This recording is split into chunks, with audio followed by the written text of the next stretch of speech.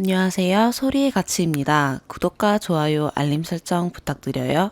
오늘의 사연 시작할게요. 남편은 회사 다니고 저는 주부입니다.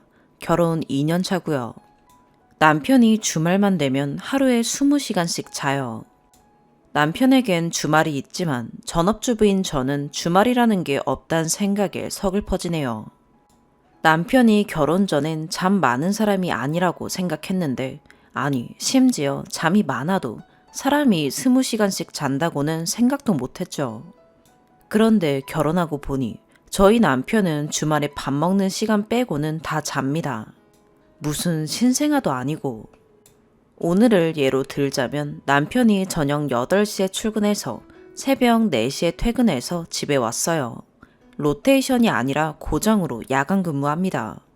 그리고 4시 반부터 자서 낮 3시 반쯤 일어났어요. 벌써 11시간을 잤죠.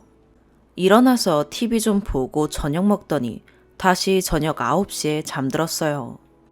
제가 글 쓰고 있는 지금 이 순간에도 자고 있습니다. 그동안 남편의 패턴을 봤을 땐 이대로 쭉 자서 일요일 아침 8시에 일어날 겁니다. 그리고 일요일도 밥 먹는 시간 빼고는 다 자고요. 제가 어디 바람이라도 쐬러 나가자 하지 않는다면 출근하는 월요일 저녁까지 계속 잠만 잡니다. 아무튼 오늘은 제가 월경통으로 컨디션이 많이 안 좋아서 남편이랑 저녁을 배달시켜 먹었는데요. 밥 먹고 나니 문득 빨래할 게 생각나서 세탁기를 돌렸습니다. 그러자 남편이 제가 몸이 안 좋은 걸 알고서는 빨래 다 되면 너는 건 내가 할게 하더라고요. 그래서 알겠다고 하니 5분도 안 지나서 소파에 누운 채 코고네요. 제가 조금 짜증이 나서 방에 들어가서 자라고 하니 잠꼬대 하듯이 빨래 널 때 되면 깨워 하며 계속 이어서 잤어요. 그리고 빨래 끝나는 시간이 가까워지자 갑자기 스르르 일어나 방으로 들어가 잡니다. 널기 싫으면 널기 싫다고 하지 사람 놀리는 것도 아니고. 심지어 주말에 월경통으로 식은땀 쭉쭉 흘리며 빨래 널다 보니 화딱지가 나네요. 나도 주말에 반찬 걱정, 집안일 걱정 안 하면서 보내고 싶은데 아이가 없었으니 망정이지 애까지 있었으면 독박 육아로 우울증 걸렸을 듯 하네요. 둘 다 아이 계획이 없어서 남편의 설득으로 개를 한 마리 데려와 키우고 있는데 데려온 건 남편이지만 정작 키우는 건 제 몫이네요. 남편은 사료 한 번 산 적 없고 배변판 한 번 씻은 적 없고 강아지 밥그릇 한 번 씻어준 적 없어요. 산책도 시켜주라 재촉해야 일주일에 한두 번 할까 말까해요. 그날이라 제가 예민한 것도 있지만 1년 넘게 같이 살면서 참았던 게 용암처럼 터져나오는 것 같아요. 덩치 큰 아들을 키운다는 게 이런 건가 싶네요. 잠 많이 자는 게 나쁘단 게 아니라 잠만 잘 거면 저랑 결혼은 왜 한 건지 황당해서요. 진심 이혼 생각까지 드네요. 추가. 솔직히 댓글이 제가 생각했던 방향이 아니라 조금 놀랐어요. 그래도 조언 주신 분들 감사합니다. 우선 제가 왜 전업이 됐는지만 좀 설명드리려 해요. 남편이 저 만나기 전에 사업 실패로 빚이 있었는데 개인 회생에서 신불이나 마찬가지예요. 그래서 결혼할 때 전세금 대출도 막히고 남편은 땡전 한 푼도 없지. 저도 그렇게 모아놓은 돈이 많지 않아서 시골로 신혼집을 잡게 됐어요. 그런 걸 다 감안해서라도 이 사람과 함께하면 행복하겠다 싶어서 한 결혼인데 잠만 자니까. 빚도 같이 갚고 있어서 저희 생활 쪼들릴까봐 남편이 야간직 간 거고요. 아까 말씀드린 대로 여기가 촌동네다 보니까 버스도 거의 오가지 않고 일할 만한데도 외곽에 있는 공장뿐입니다. 그런데 제가 결혼 직전에 혈액암 진단을 받아서 공장에서 일하기는 무리가 있어요. 병원에서는 무리한 운동 빼고는 일상생활 가능하다고 해서 맞벌이를 해보려고 했는데 일자리가 없더라고요. 아직 항암제 먹고 있는 중이고 혈소판이 부족한 것 제외하고는 모든 수치 다 좋습니다. 그치만 월경은 피가 한 번 나면 그치질 않아서 저한테 쥐약이에요. 어쨌든 변명 아닌 변명이지만 많은 분들이 제안해 주신 것처럼 이혼하려고요. 아니, 아무리 피곤해도 주말에 와이프랑 데이트 한번 하는 게 그렇게 힘든지. 결혼 후 이렇게 달라질 걸 알았으면 결혼 안 했을 텐데요. 집안일은 평일에 남편이 틈틈이 빨래 개고 쓰레기 버려주고 도와주기도 하는데 저는 그냥 각자 쉬고 각자 일하고 각자 취미하고 이럴 거면 왜 결혼을 했냐 이거예요. 뭐든 함께하고 싶어 결혼하는 거 아닌가요? 댓글에 남편이 자면 그냥 자는 대로 둔다 하시는 분들은 대체 왜 결혼하신 거예요? 궁금해서요. 두 번째 추가. 남편 빚이랑 제 건강 상태는 서로에게 흠이라 생각하지 않았어요. 서로 조건을 본 게 아니라 사람을 보고 결혼한 거라 빚은 갚으면 되고 암은 완치하면 된다 생각하고 결혼했습니다. 댓글에 제가 암 환자인 걸 흠으로 꼬집으시면서 남편 빚 있는 건 흠이 아니라고 하는 모순은 뭔지 둘 다 흠이 아닙니다. 무슨 암 환자가 죄인도 아니고 처음 그래서 빚 얘기와 항암 중인 얘기를 안 한 이유가 둘 다 저희에겐 큰 문제가 아니라 생각해서입니다. 왜 제가 아직 직장 생활 못하고 있는지 이유를 설명하기 위해 밝힌 겁니다. 제발 무논리로 논점 흐리지 마세요. 결혼 전엔 둘 다 비혼주의자였는데 연애 중에 제가 암 진단을 받자 남편이 결혼하자고 해줬어요. 주변에서 그 남자 보험금 노리는 거 아니냐고, 왜 결혼하냐고 뜯어말리는 거. 저는 이 사람 하나 믿고 결혼한 겁니다. 그리고 지금 살고 있는 집도 제 집이고 혼수, 가전, 가구 포함해서 제 병원비, 치료비에 남편 돈은 하나도 안 갖다 씁니다. 산정 특례라서 95% 정부 지원받고 5%는 제 보험사에서 나옵니다. 누구를 기생충 취급하나요? 암 진단금도 1억 5천 받아서 추후에 세포 이식 받게 되어도 걱정 없습니다. 뭐 어찌됐든 저는 결혼 후에 말도 안 되게 외롭고 혼자 살 자금은 충분하니 이혼하고 요양하면서 혼자 살렵니다. 세 번째 추가. 어젯밤에 남편한테 피곤하겠지만 술 한잔 하자 해서 나가서 술 한잔 하며 얘기했습니다. 솔직히 나 너무 외롭다. 연고도 없는 이 시골에서 의지하는 사람이라곤 당신뿐인데 조금만 나한테 더 신경 써줄 수 없냐 라고요. 저 시집 올 때 은이든 금이든 그 흔한 결혼 반지 하나 못 받아봤고 재정상 결혼식도 신혼여행도 다 포기했습니다. 양가 지원받기 싫어서 그냥 다 생략하고 상견례 후 신혼집만 차려 살게 되었습니다. 뭐 여기까지는 제가 남편 상황 아니까 다 알고 한 결혼이죠. 근데 결혼하고 나서도 결혼 기념일에 외식 한번 못 가고 다들 가는 국내 여행 한번 못 가니 같이 좋으려고 하는 게 결혼인 건 맞지만 힘든 고난도 함께 이겨나가야 하는 게 부부다. 뭐 그런 댓글을 봤는데 좋은 날은 없고 나쁜 날만 1년 내내 이어지는데 무슨 희망으로 견디나요? 남편을 위해 안 한 거 없습니다. 크릴새우 좋다 해서 크릴새우 영양제 사다 놔도 두통 그대로 있고요. 백숙, 오리불고기, 소갈비찜, 연포탕, 꽃게탕, 전복죽 등등 몸에 좋다는 거 다 해먹였습니다. 우리 엄마도 저한테 저런 거 해준 적 없어요. 홈트 얘기도 나와서 말인데 저는 평소에 뒷산으로 등산도 하고 유튜브 보면서 자주 운동하는데 남편한테 같이 하자고 권유해도 안 합니다. 그리고 남편이 평소에 코골이도 심하고 수면 무호흡증도 약간 있어서 신혼 초에 같이 수면 클리닉 가보자 했을 때 안 간다고 한 것도 남편입니다. 낮, 밤 바뀌면 힘들다. 저도 낮밤 바뀌어 있습니다. 남편 출퇴근 시간이 남들이랑 달라서 출퇴근 전으로 밥 챙겨주려면 저도 선잠자다 일어나거나 밤낮이 바뀌어 있어야 합니다. 제가 헌신했다는 게 아닙니다. 밤 늦게까지 돈 버느라 고생하는 남편을 위해 제 나름대로 노력한 겁니다. 결국 어제 그 술자리에서 제가 이혼 얘기를 꺼냈습니다. 내가 바랬던 건 당신의 작은 관심이었다. 가판대에 파는 1,000원짜리 머리핀 보고 여보 생각나서 사왔다고. 길가에 핀 꽃이 예뻐서 한 송이 꺾어왔다고. 뭐 그런 소소한 사랑을 바랬다. 우리 먹고 살기만으로 삭막하고 고단한 건 안다. 근데 계속 이렇게 살 거면 결혼이 의미 없지 않냐 라고 했어요. 남편은 미안하다고만 하네요. 저는 그 미안하단 말에 또 흔들리고요.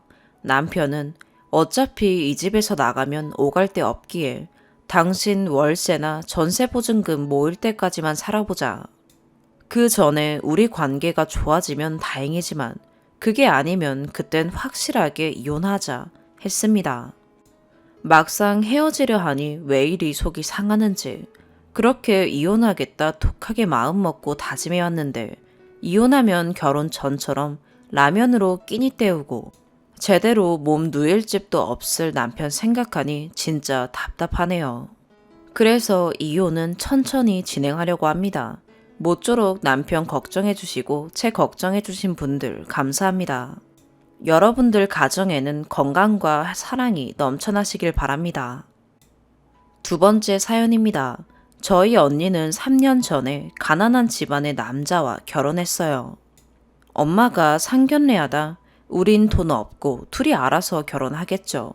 딸 가지고 장사로 나오셨냐 라는 말에 눈돌아서 그 자리에서 엎어버렸어요. 그 뒤로 결혼 반대했는데 언니가 사고를 쳤더라고요. 이미 사귀기 초반 둘이 혼인신고를 먼저 했대요. 헤어지면 서류에 이혼줄이 그어지는 상황이더라고요. 그 기막힌 상황 때문에 결국 형부는 집안과 인연을 끊고 나왔고 엄마는 있는 돈 없는 돈 긁어 모아서 결혼을 시켰어요. 면사포도 못 썼던 엄마는 딸 결혼식은 부족함 없이 도와줬어요. 그 와중에 신혼여행도 유럽으로 가고 싶다는 철없는 말에도 다 보내줬어요. 내가 도와주면 내 딸 시댁 없는 걸로 시집살이 안 해도 된다는 걸로 받아들이셨죠. 숨 좀 돌리나 싶었는데 허니문으로 임신했다고 축하해달라고 하더라고요. 사실 저는 선뜻 축하해주지 못했어요. 모아둔 돈은 결혼자금으로 다 썼고 시댁은 연 끊어서 또 부모님이 도와줘야 하는데 대책 없다고 생각했거든요. 근데 엄마가 이미 온 아기니까 그런 소리 말고 축하해줘. 나이 많은 아빠가 일찍 손주 보면 아기와 더 오랜 시간 보낼 수 있다고 생각하자 하시더라고요. 그렇게 조카가 저희에게 왔어요. 선뜻 축하를 못 해준 게 미안할 만큼 아주 작고 예쁘더라고요. 형부는 아기를 위해 오래된 차를 중고차로 바꿨고 신혼부부 대출을 받아 집을 샀습니다. 전월세에 전전하는 것보다 집을 사는 게 어떻겠냐. 집값이 더 오르면 평생 집을 못 산다 라고 생각한 형부였고 엄마는 찬성했어요. 언니는 대출 갚을 게 힘들 것 같다고 반대했지만 결론은 공동명의로 집을 산 거죠. 집은 친정 5분 거리에 있어요. 부모님이 애기용품 다 지원했고 많이 도와줬어요. 문제는 부모님이 예정보다 일찍 사업을 접어서 저희도 돈 사정이 힘들어졌고 언니는 돈과 육아로 허덕이기 시작했어요. 형부가 먼저 합가 제의를 하더라고요. 부모님 집 팔고 언니네 집 월세 주고 넓은 주택 가서 같이 살자고요. 그렇게 잘 살아보자 합가한 게 모두에게 독이 된 걸까요? 합가한 지 1년 만에 사단이 나버렸네요. 언니가 말하는 이유는 자기는 차별받는 게 너무 힘들고 자기 편이 없답니다. 언니가 한 말은 내가 술 먹으면 욕하면서 남편이 술 먹으면 남자가 사회생활 하다가 술 먹을 수도 있지? 내가 담배 피면 안 되고 쟤는 괜찮냐? 왜 내 말은 듣지도 않고 난 애엄마라 죄인이고 남편은 다 그럴 수 있고 잘한 거냐? 입니다. 이 내용으로 형부랑 먼저 싸우고 그리고 다음날 똑같은 내용으로 엄마랑도 싸웠어요. 한참을 울더니 짐 싸서 가출했어요. 원래는 형부가 먼저 사과하고 했는데 이번엔 그러기 싫대요. 자기도 매일 자기가 사과하니까 지치고 당연하게 다 자기 잘못이 된다고요. 엄마랑 저도 알겠다고 그러라고 했어요. 이 내용만 보면 저희가 잘못이죠. 차별도 맞고요. 근데 언니가 합가로 인해 받는 혜택, 그 혜택은 쏙 빠지고 자기만 미칠 지경이라고 하니까 저는 어이가 없어요. 언니 부모님하고 같이 사는 전업주부라 남들보다 시간 많아요. 늦잠 자도 엄마랑 아빠가 애기 봐주다가 어린이집 보내고 일이 생기면 부모님이 웬만하면 애기 다 봐줘요. 그리고 애기 어린이집 보내면 언니는 5시간 정도 자유해요. 그 시간에 피곤하면 자고 심심하면 컴퓨터하고 네일 받고 피부과 가서 레이저도 받고 코로나 터지기 전에는 수영 다니고 싶대서 수영도 보내줬어요. 형부 월급 중에 20만 원은 용돈 받아 생활하고 그 용돈 틈틈이 모아서 따로 회원권 끊어주기도 해요. 다녀오라고요. 반면에 형부는 하는 게 없어요. 평일에 일하고 주말이나 시간 비는 날은 언니가 하고 싶다고 했던 거 100%는 아니라도 70% 정도는 같이 해줘요. 그래서 엄마랑 저는 형부가 처가살이하고 있고 때문에 너가 편하게 애기 키우지 않냐고. 독박육아도 아니고 이런 부분은 형부가 잘해주니까 언니가 형부 회식 가서 술 먹는 거나 다른 부분은 그만 잡고 좀 이해해주라고 하는 게 잘못된 말이고 실수인가요? 제가 저렇게 말하니 저런 거 해주면 자기는 무조건 100%다 참아야 하냐고 하네요. 자기는 애엄마라서 무조건 참고 사는 거냐면서요. 엄마는 그럼 너 있는데 너 남편한테 엄마가 뭐라 했으면 좋겠니? 넌 내 딸이고 쟨 내 사위야. 처가살이하는 사위 뭐라고 하면 넌 좋겠니? 사위 어려운 손님이야. 라고 했는데 엄마가 잘못한 거래요. 그럼 그게 왜 자기 탓이냐고 왜 자기만 욕먹냐고 합니다. 무슨 얘기를 하던 도돌이표처럼 결론은 저희가 잘못한 거고 언니는 저희 때문에 미치기 직전이라고 사람 또라이로 만들었대요. 술 먹고 와서 악이란 악은 다 쓰면서 욕하고 살기 싫다면서 칼 뽑고 울고불고 난리가 났어요. 왜 맨날 자기 얘기는 안 듣냐고 형부한테도 내 뒤에 숨으면 좋냐 하면서 난리가 났어요.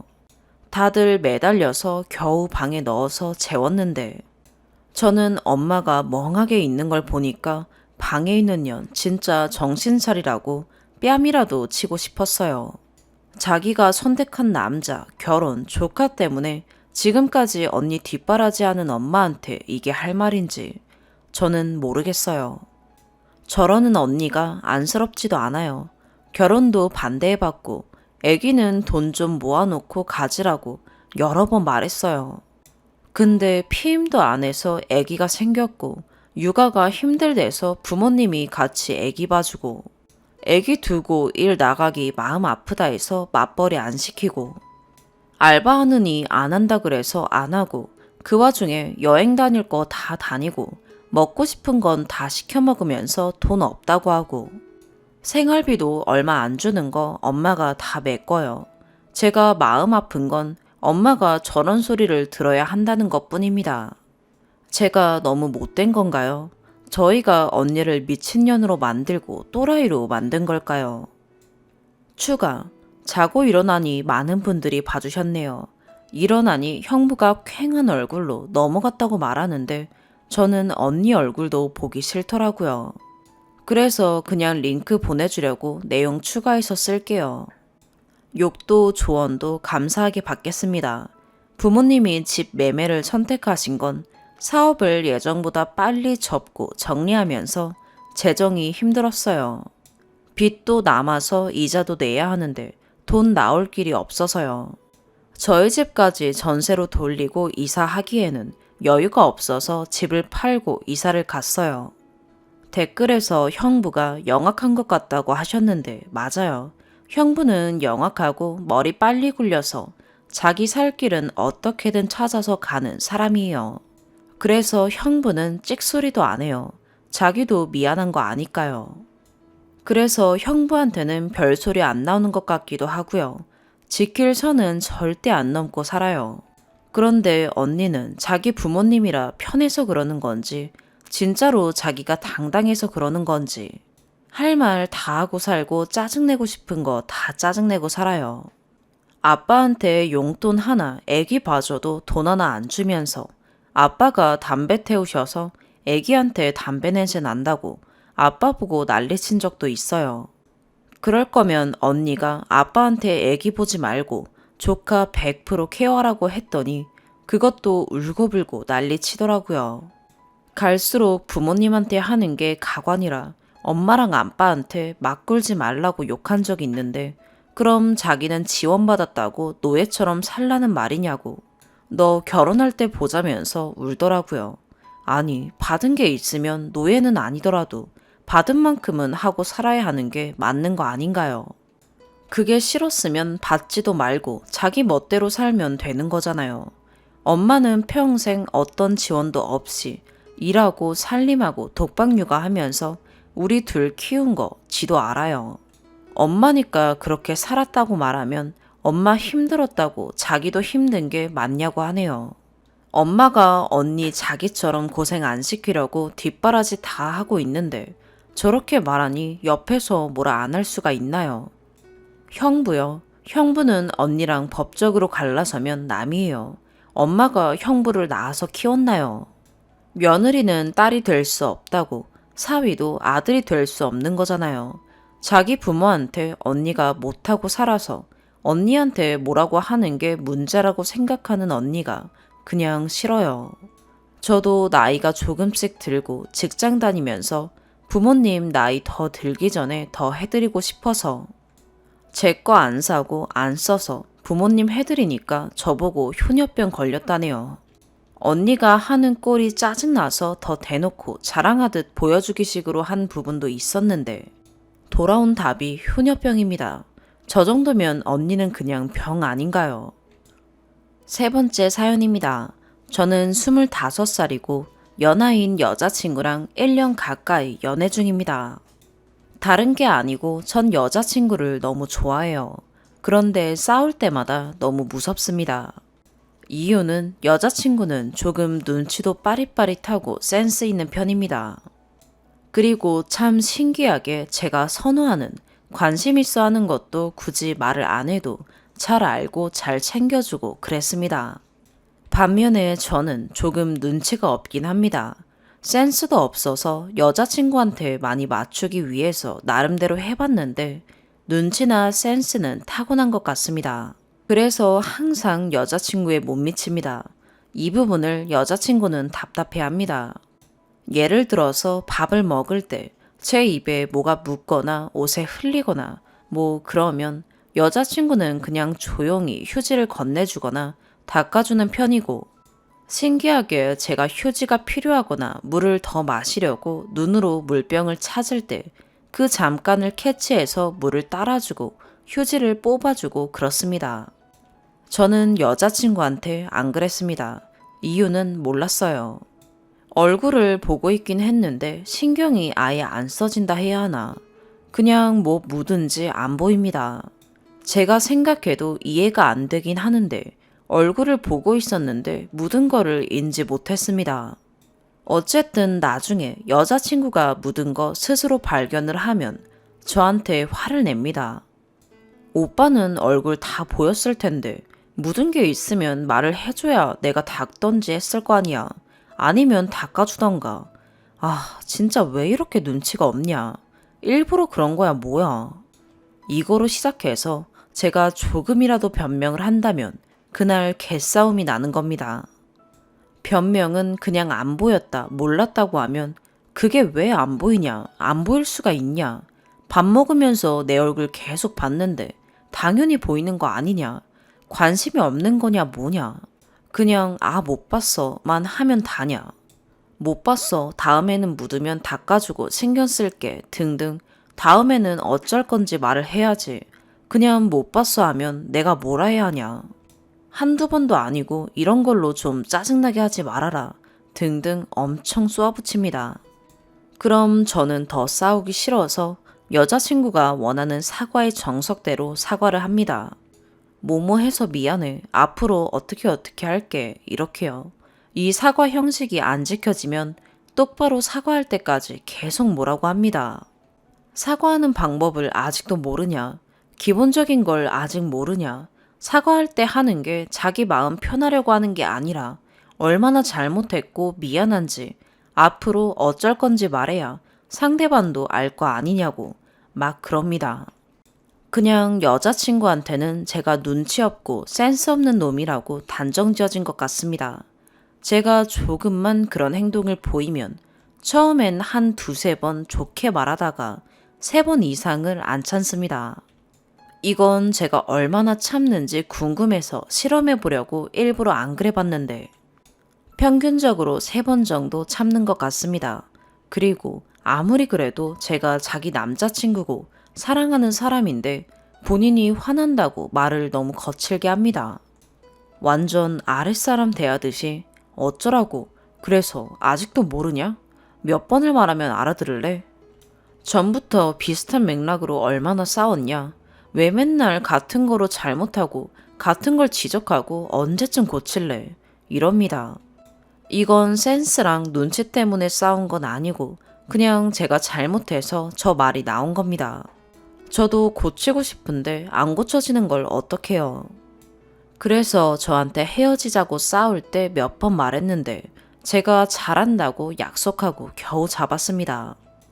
여자친구가 하도 뭐라고 하니까 너무 자존감도 더 낮아지고 대화할 때 혹시 기분 나빠할까봐 말도 잘 못하겠고 엄청 눈치 보게 됩니다. 그래서 제가 원래 장난기도 많고 그런데 여자친구한테 장난치는 게 어렵습니다. 여자친구가 워낙 텐션이 높고 잘 받아줘서 장난치면 재밌긴 한데 제가 말 실수할까봐 걱정됩니다. 저번엔 여자친구가 막 웃긴 얘기를 하는데 제가 헐, 저는 아니야? 그 사람 이상하네. 이랬는데 갑자기 정색하더니 전응하라니 장애인 비하하지 말라고 그런 말 쉽게 뱉지 말라고 막 갑자기 뭐라고 하더라고요. 그래서 조심하긴 한다지만 저런 식으로 몇 번 장난치다 정색하고 뭐라고 하니까 장난이 안 나옵니다. 또 제가 기념일날 커플 각인 팔찌를 사줬습니다. 의미 있잖아요. 각인은 사귄 날 쓰고 이니셜 쓰고 해서 금이나 은은 부담돼서 못 사고 2개 해서 이벤트로 2만 원 하는 사이트에서 주문했는데 가격 생각하면 엄청 가성비가 좋아서 저는 만족했습니다. 여자친구는 선물로 편지랑 메이커 커플 운동화를 사줬습니다. 근데 여자친구가 금속 알러지가 있어서 금이나 금은 아닌데 그 알러지 안 나는 종류 그거 껴야 합니다. 그런데 여자친구가 이거 뭐로 만든 거야 이래서 잘 모르겠다고. 근데 알러지 안 난다고 해서 샀다고 했습니다. 근데 몇 시간 뒤에 손목에 두드러기가 엄청 올라왔습니다. 얼른 빼고 소독하고 약 바르고 그러는데 저보고 나 금속 알러지 있고 피부 예민한데 알러지 방지나 그런 것도 잘 안 맞는다고 말했을 텐데 굳이 이런 액세서리를 사야 하냐. 금을 사달라는 것도 아니고 애초에 선물할 때 이런 장식 종류 피해서 준비했을 수도 있잖아. 왜 이렇게 생각이 짧냐. 생각이 없는 정도 아니냐. 그러면서 저는 생각해서 사준 건데 엄청 뭐라고 했습니다. 저도 나름대로 커플템 생각해서 직접 문구도 넣은 건데 자기 알러지 났다고 뭐라 하는 게 너무 서운하고 기분 나빠서 싸웠는데 저보고 배려도 없고 생각도 없고 눈치도 센스도 없고 분명 팔찌 살 때도 나 알러지 있는 건 그냥 대충 치우고 너 딴에는 헐 커플 각인 팔찌? 너무 특별해. 우리만의 팔찌. 이러면서 샀겠지. 이러면서 비꼬면서 막 연기톤으로 비꼬아서 뭐라고 했습니다. 여자친구가 너무 좋은데 본인 기분이 나쁠 때마다 엄청 뭐라고 하고 사람 기분 나쁘게 비꼬고 도가 좀 지나치게 뭐라 했다가 사과하라 해서 미안해 하니까 사과 똑바로 하라고 사과 그렇게 할 거면 하지 말라고 뭐라 하고 하랬다가 하지 말랬다가 어느 장단에 맞춰줘야 합니까? 여자친구도 저한테 너무 지친다고 하는데 저도 지칩니다. 근데 헤어지긴 싫어서 계속 잡았는데 어떻게 하면 잘 만날 수 있을까요? 연애 고수분들 조언 부탁드립니다. 추각을 이렇게 쓰는 거 맞는지 모르겠는데 많은 조언 감사합니다. 제가 생각한 것보다 많이 잘못된 것 같습니다. 여자친구한테 그저 미안한 마음뿐이네요. 또 추가글로 여쭤보고 싶은 게 있는데요. 제가 어제도 싸웠는데 이유는 여자친구가 집 마당에 누가 자꾸 왔다 갔다 하는 것 같다고, 밖에 두는 물건들이 흐트러져 있다고, 신경 쓰이고 좀 무서운데 CCTV를 달까라고 했는데 제가 아, 그래? 이러고 정적이 있었어요. 걱정이 안 되냐고 그러더라고요. 당연히 걱정되는데 말이죠. 자기 말에 집중을 안 한 건지 아니면 걱정이 안 되는 건지 왜 위험한 상황인데 반응을 그렇게 하냐고 그러면서 싸웠어요. 저는 집중했거든요. 그러니까 뭐라 한지 다 기억하죠. 근데 걱정도 되는데 여자친구한테는 부족한가 봅니다. 평소에도 여자친구가 저한테 종종 공감 능력이 없다고 그러던데 이게 공감 능력이랑 무슨 관계인지도 잘 모르겠고, 여자친구가 자기한테 관심도 없고 신경도 안 쓴다고, 원래 좋아하면 자연스레 관심도 가고 신경이 쓰이기 마련인데 오빠는 왜 나를 별로 안 좋아하는가 싶다고 자주 그랬는데 이번에도 그러더라고요. 여기서 저런 말이 왜 나왔는지는 모르겠지만 참 답답하네요. 저는 여자친구 많이 좋아하고 관심 있고 신경 쓰이니까 사귀는 거 아닌가요? 근데 왜 저러는지 잘 모르겠어요. 그래서 좋아한다니까 모순적이라고, 좋아하면 자연스레 관심과 신경 쓰임이 나오는 게 맞지 않냐고 해서 노력해 본다고 하니, 사람 마음은 노력으로 되는 게 아니라고 하길래 그냥 미안하다고 다음부터 안 그런다고 했습니다. 좋아하면 자연스레 관심을 갖게 되고 신경이 쓰이는 게 맞는 건가요? 좋아해도 신경이 안 쓰일 수 있는 거 아닌가요? 저는 여자친구 정말 많이 좋아해요. 솔직히 주변에서 여자친구 예쁘다고 좀 잘하라고 뭐라 하고, 여자친구가 몸매도 좋아서 지나가면 조금 많이 힐끔거리고 그래서 신경 쓰이고 그래요. 저런 걸로 봤을 땐 저도 신경 쓰고 있는 건데 여자친구한테는 부족한가 봅니다. 뭐 어떻게 표현해야 할까요? 어렵습니다. 네 번째 사연입니다. 안녕하세요. 주변의 객관적인 시선으로 마땅히 조언을 얻을 어른이 없어서 이곳에 글을 쓰는 점 양해 부탁드립니다. 거두절미하고 본론부터 말씀드려보자면 저는 현재 22살 학생이고 저희 부모님께서는 제가 9살 때 이혼하셨습니다. 가정폭력이 있었다거나 한 건 아니고 그냥 사이가 안 좋아지셔서 이혼하신 걸로 압니다. 그때는 아버지께서 회사를 다니셨기 때문에 저는 9살 때부터 아버지 손에서 길러졌어요. 아버지가 바쁘셔서 집에는 저 혼자 있는 시간이 많았지만 그래도 괜찮았습니다. 어머니께서는 두 분이 이혼하신 후로 한 번도 저를 찾아오신 적이 없으세요. 이유는 저도 아직 잘 모르겠습니다. 이혼하시고 처음 저를 떠나가실 때 일주일 밤만 자면 그때부터는 자주 찾아오겠다고 하셨던 어머니는 1년이 지나도 5년이 지나도 저를 찾아오시지 않았습니다. 이따금씩 하는 통화가 전부였지만 그마저도 중학생이 되어서는 끊어지게 되었습니다. 가끔씩 철없는 어린애처럼 엄마가 보고 싶다고 아버지께 무작정 떼를 쓰기도 했는데 그때마다 아버지께서 엄마는 많이 바빠서 못 오시는 거라고, 다음에는 꼭 오라고 해보겠다고 저를 달래주셨지만 전 늘 그러셨듯 다음번에도 엄마가 오시지 않을 거라는 걸 알고 있었어요. 그래도 어머니를 미워하지 않으려고 했습니다. 정말 바쁘셔서 못 오시는 거라면 어머니도 저만큼 저를 보고 싶어 하시리라 생각하고 언젠가 만나기를 바랬습니다. 그러다가 최근에 어머니께서 연락해 오셨습니다. 13년 만에요. 그래서 뛸 듯이 기쁜 마음에 만나기 며칠 전부터 드릴 목걸이까지 사서 어머니를 만났습니다. 저녁을 사주시겠대요. 같이 밥을 먹으면서 들은 내용은 별 얘기 없었습니다. 그동안 너무 바빴다, 못 찾아와서 미안하고 앞으로는 엄마랑 같이 사는 게 어떠냐, 뭐 이런 내용뿐이었습니다. 저는 어머니와 함께하고 싶은 마음도 컸지만 그동안 저와 함께 해주신 아버지에 대한 감사한 마음도 컸기에 생각할 시간이 필요하다고 답했고 어머니는 알겠다고 하셨습니다. 그리고 헤어졌어요. 저는 집이 가까워서 걸어가고 어머니는 차를 타고 가시겠다고 하셔서 걸어왔습니다.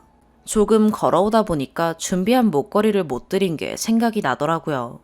그래서 혹시 그 자리에 아직 계시면 지금 드리려고 걸음을 옮겼습니다. 어머니께선 아직 그 자리에 계셨습니다. 그리고 웬 아저씨 한 분과 고등학생 정도로 보이는 여자아이가 함께 있었습니다. 아마 재혼하신 분과 그분의 가족이겠죠. 저와 얘기하실 땐 한 번도 제대로 웃어 보이시지 않았던 어머니께서는 그분들과 함께 환하게 웃고 계셨습니다. 그 사이를 차마 비집고 들어갈 수가 없었어요. 그래서 목걸이는 드리지 못하고 혹시나 저를 눈치채실까 그냥 도망치듯 황급히 뛰쳐나갔습니다. 쓰다 보니 길어졌는데 대충 이런 상황입니다.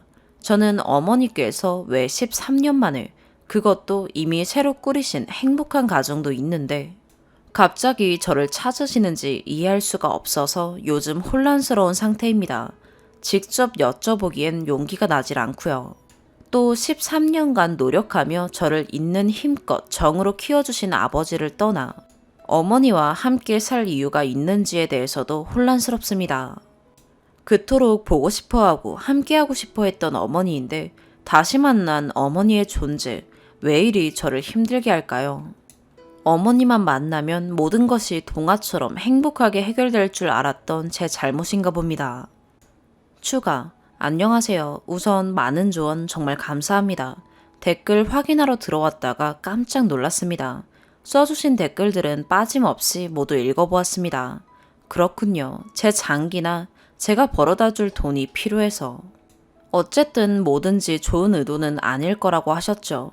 대부분 어머니와 연락을 끊고 여태까지 키워주신 아버지께 효도하라고 말씀해 주시던데 그렇게 하기로 생각을 굳혔습니다. 어머니와는 천천히 연락을 끊어갈 예정입니다. 이번에 있었던 만남도 아버지께 말씀드리고 조언을 구하고자 합니다. 물론 어머니와 같이 살지 않으려고 합니다. 단지 댓글에서 조언해 주신 대로 아버지와 여러모로 많은 이야기가 필요할 것 같아서요. 어머니의 눈이 멀어 순간적으로 여태까지 키워주신 아버지를 생각하지 못했던 제 탓입니다. 조언해 주신 대로 제 가족은 아버지뿐이다 생각하고 마음 단단히 먹어야겠죠. 정성껏 저를 길러주신 아버지께 잘하겠습니다. 그러니 말은 조금만 둥글게 해주세요. 다시 한번 조언 감사드립니다. 코로나로 정신없는 요즘이지만 건강 조심하세요. 상황이 조금 정리된다면 추후에 다시 추가하겠습니다. 두 번째 추가. 전 그래도 한번 추가했었지만 조언 감사드립니다. 전체적으로 의견이 분분하셔서 많은 분들께서 말씀하신 대로 아버지와 대화를 먼저 나눠봐야겠다고 생각하여 아버지께 대화를 요청했습니다. 제가 이혼하신 사유를 조심스럽게 다시 여쭤봤는데 사이가 나빠졌을 뿐이라고만 하시더라고요. 사실인지 더 캐물을까 생각했지만 만약 몇몇 분들이 추측하셨던 진짜 사유가 맞다면 이미 아버지께 큰 상처가 된 부분을 후벼 파는 게 아닐까 싶어서 이 이상은 묻지는 못했습니다. 어머니와의 갑작스런 만남에 대해서도 말씀을 드렸습니다. 어머니께서 최근에 찾아오셔서 같이 살자고 하셨다. 많은 분들께서 말씀하신 대로 얘기했습니다. 어머니와 연락을 끊는 게 좋을까? 저는 어머니께 가지 않고 아버지 곁에 있을 거다 라고 말씀드렸어요. 아버지는 어머니가 갑작스레 찾아왔다는 말을 듣고는 놀라신 듯 보였습니다. 한참을 생각에 빠지시더니 내 이기적인 생각으로는 너와 네 엄마가 오래 만나지 않았으면 한다. 하지만 네가 그렇게 보고 싶어 하던 엄마인데 네가 만남을 이어가고 싶다면 계속 그렇게 해도 괜찮지만 만약 현찰이나 뭔가를 요구한다면 즉시 연락을 끊으라고 하셨습니다. 저는 그렇게 하겠다고 답했어요. 아버지께서 저에게 당신 곁에 남겠다고 해줘서 고맙다고 하셨습니다. 그 말씀을 들으니 잠시나마 13년간 저를 사랑으로 정성껏 길러주신 아버지를 떠나 어머니와 살지 고민을 했던 저에 대한 죄책감이 몰려와 22살이나 먹고 아버지 앞에서 울었습니다. 제가 아직 참 철없고 어리석은 자식이라는 걸 다시 깨닫습니다. 그날 만남 이후 어머니께는 아직 연락이 없습니다. 그렇지만 추후 연락이 오게 된다면 많은 분들께서 조언하신 대로 단호하게 끊어내고자 노력하려고 합니다. 쓰고 나니 글이 다소 급진적이네요. 제 글이 이렇게 많은 관심을 받을 줄 몰라 당황스럽기도 하고 그렇습니다. 혼자 끙끙 앓는 것보다 이 편이 훨씬 좋은 선택이었던 것 같습니다. 보잘것없는 제 일에 최선을 다해 조언해 주셔서 정말 감사합니다. 제 최선을 위해 힘써주신 분들의 앞날에도 평안함만이 있기를 진심으로 기도하겠습니다. 감사합니다. 오늘의 사연 여기까지입니다. 구독과 좋아요, 알림 설정 부탁드려요. 시청해 주셔서 감사합니다.